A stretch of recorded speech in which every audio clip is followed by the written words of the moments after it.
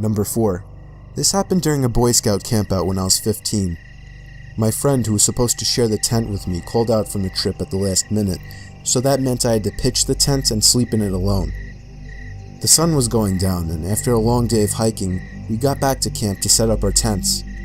It was already dark at that point, and I was still trying to set it up. It wasn't as easy doing it yourself. Someone came over and finally helped me, and then we ate dinner. After the cliched telling of scary stories around the campfire, we all went to sleep. I guess I was a little happy that I had my own tent at that point, since I had more room. I fell asleep quickly, but woke up in the middle of the night to the sound of somebody stomping around my tent.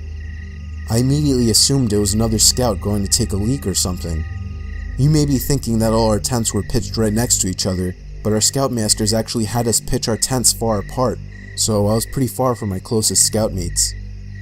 The stomping around the tent seemed to just be going around in a circle, so at that point, I was sure somebody was messing with me. I asked who it was, and in response to that, they stomped off into the woods.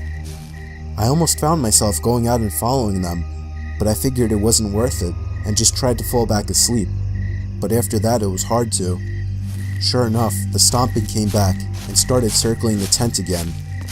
I was pissed off now, so I got up and unzipped the door to the tent. I was expecting to see another scout, but when I confronted the person making the noise, instead I saw a grown man, probably 6'5", in his mid-30s. My heart was racing and I couldn't even gather up the courage to scream. The man gave me a creepy smile, and then brought his finger to his lips, signaling for me to be quiet.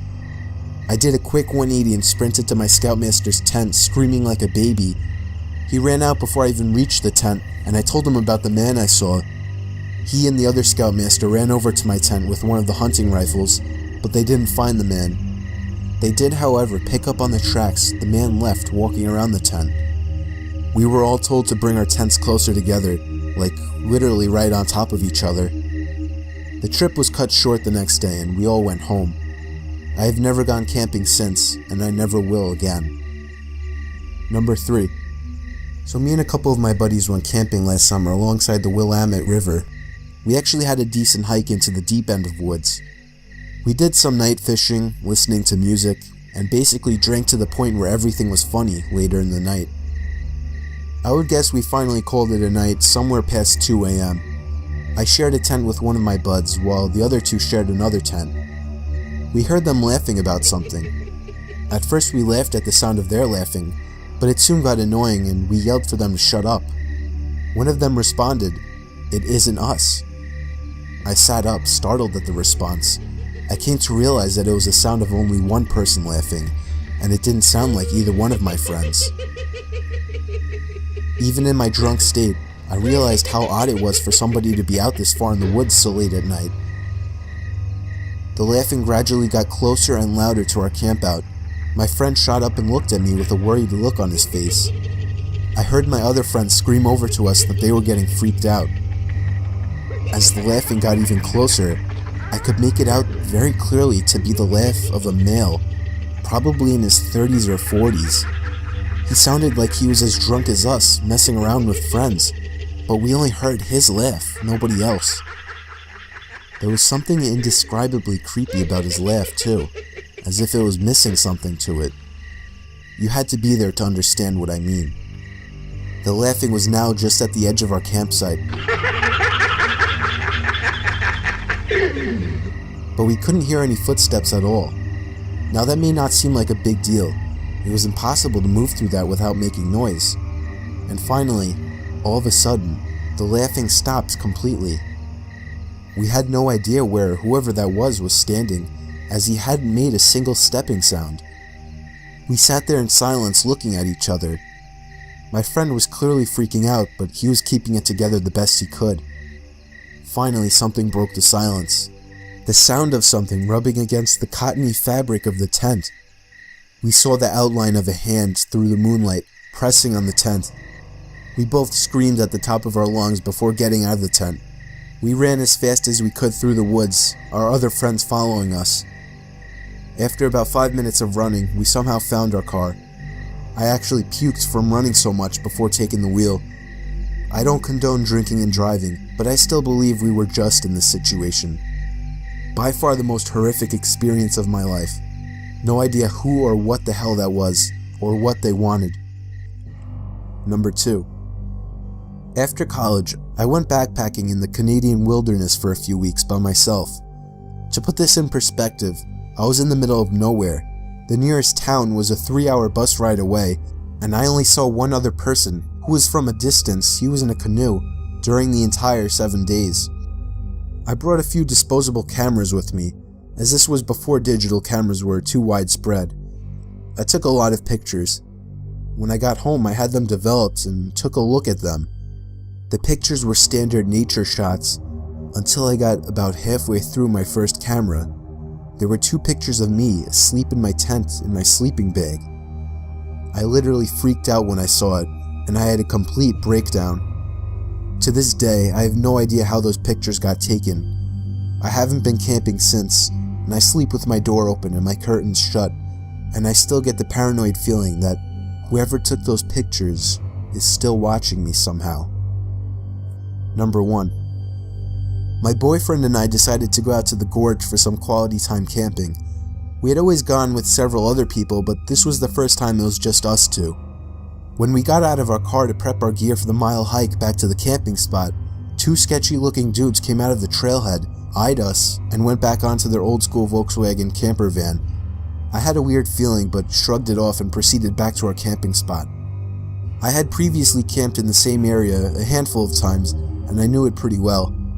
Once we got back there, I knew of a handful of different camping spots, and proceeded to check them all out for the one that would be ideal for us. I noticed what looked like someone camping further up the hill, so I picked a spot a little further down where we'd most likely be out of sight. Not out of earshot though, as I heard him yelling with someone else back over on the trail. It was starting to get dark by the time we got everything set up, so I figured I'd start looking for firewood. Suddenly, this guy appears out of nowhere and asks us if we'd like any help, and offered to sell us a bundle of firewood for $10. I laughed because we were in the woods, thus surrounded by wood, which I could pick up off the ground for free. He then said that I wouldn't find much because they'd already cleared it out over the past few weeks. Few weeks? I asked him how long he'd been camping up there, and he said almost a month. I already had the creeps about him, and he claimed he was up there by himself. I asked him why I heard him yelling with someone then, and that he had referred to more people when he was talking about the wood. He stammered and was like, yeah, there's some dudes I know camping over there up on the other side of the river. Then he proceeds to tell us that he's been lonely since he arrived. He was from Pennsylvania, took a bus to Lexington, and had been living in the woods back behind where I currently work. I knew exactly where he was talking about because I saw some homeless people, immigrants, and drug addicts coming in and out of those woods every day. So basically he was a homeless man who somehow got a ride out to the gorge and decided he would just live there instead. He had been living on snakes, bugs, and selling firewood for money. But he said we were the first people he'd seen in a few weeks. His stories were all over the place, and I knew he was lying about a lot of what he told us. He wasn't alone even if he claimed to be. He even took us to his camp where there were tons of stuff for several guys, not just one. He said he liked camping up top where he could see everything, and everyone. Then showed up our campsite. He had a straight shot view. By now it was dark and he helped us get a fire going. I was trying to politely get him on his way back up the hill so I could have a minute to process all of this. When he left, I started whispering to my boyfriend that there was no way in hell I could sleep with that lying, sketchy homeless creep right up the hill. We didn't have a gun, knife, or even a dog to protect ourselves if we needed to.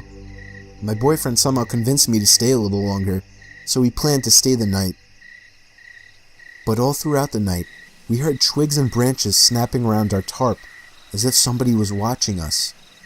It was that man. I knew it was. He was standing out there, watching us. I said let's quietly get our shit together and get the hell out of there, which we did, only we left our new tarp set up because they would make too much noise and he'd know we were leaving. As soon as I stood up with my pack, ready to get the hell out of there, he yells, "Leaving so soon?"